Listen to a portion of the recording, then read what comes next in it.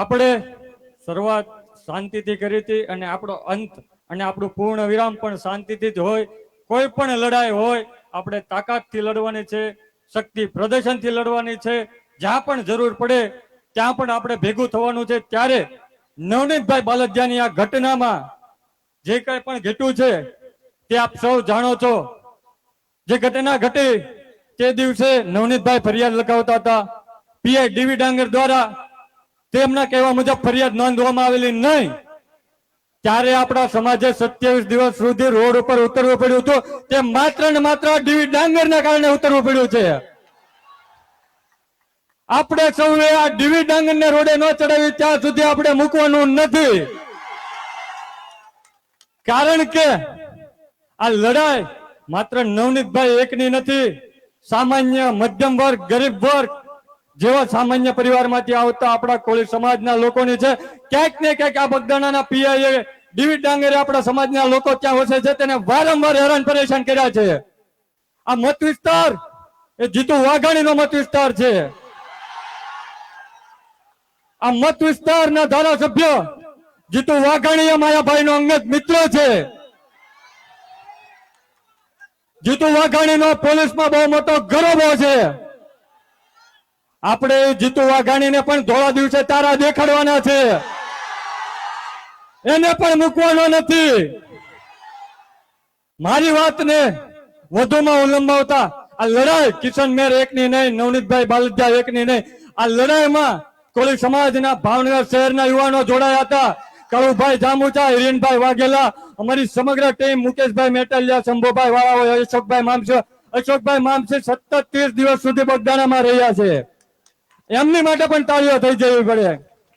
જ્યારે આ કાર્યક્રમની શરૂઆત કરવાની વાત આવી, 3 થી 4 લાખ રૂપિયાનો ખર્ચો કરવાની વાત આવી, ત્યારે પહેલા સુરે કીધું હતું કાળુભાઈ જામુચા, જે ભાઈ ખર્ચો થશે હું બેઠો છો કિશન, આપણે કાર્યક્રમ કરવાનો છે. સુરતના મિત્રો હોય, ભાવનગર શહેરના આગેવાનો હોય, તમામ ધારાસભ્યો હોય, સાંસદ સભ્યો હોય, તે તમામ લોકો ખૂબ ખૂબ આપણે આભાર માનીશું. કારણ કે ક્યાંક ને ક્યાંક તેમનો પણ આપણને સહકાર રહ્યો છે. માત્ર એક વ્યક્તિની લડાઈ નહોતી, મોટા માથાઓની સામેની લડાઈ હતી. અને ભાવનગર શહેરના આગેવાનો હોય, તમામ ધારાસભ્યો હોય, સાંસદ સભ્યો હોય, તે તમામનો પણ ખૂબ ખૂબ આપણે આભાર માનીશું. કારણ કે ક્યાંક ને ક્યાંક તેમનો પણ આપણને સહકાર રહ્યો છે. માત્ર એક વ્યક્તિની લડાઈ નહોતી, મોટા માથાઓની સામેની લડાઈ હતી. અને હજી પણ લડાઈ ચાલુ છે. જીતુ વાઘાણીને મૂકવાનો નથી, મૂકવાનો નથી ને મૂકવાનો નથી.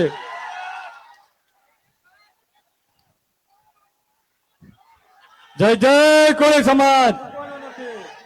વધુમાં એક વાત કરું, આ લડાઈ લડવાની શરૂઆત થાય ને ત્યારે કોઈક ને કોઈક તમને નિરાશાવાદી વાત કરતા હોય કે તમે પહોંચી શકશો, તો છાતી ઠોકીને કેવી છે, આ મંચ ઉપરથી કેવી છે, કોળીનો દીકરો છું, કોઈને પણ ન મૂકો, જો લડાઈમાં મેદાનમાં આવી જાવ તો. આભાર મિત્રો તમારો બધાનો. લોકચાહના આપણે બધાને સાથે મળીને આપણે લડવાનું છે.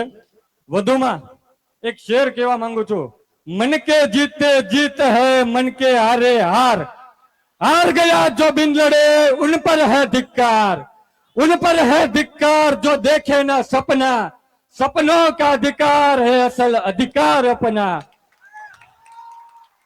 तू माटी का लाल है कोई मिट्टी या कंकड़ नहीं, तू माटी का लाल है या मिट्टी या कंकड़ नहीं, तू समा बदल के रख देगा, इतिहास लिखेगा भूल नहीं, इतिहास लिखेगा भूल नहीं.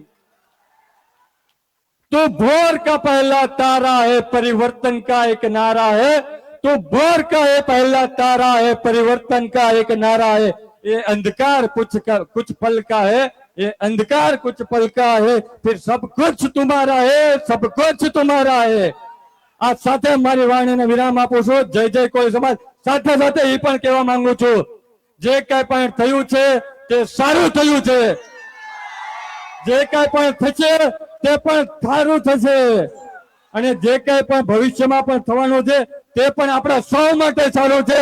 તો જય જય કોળી સમાજ. આભાર.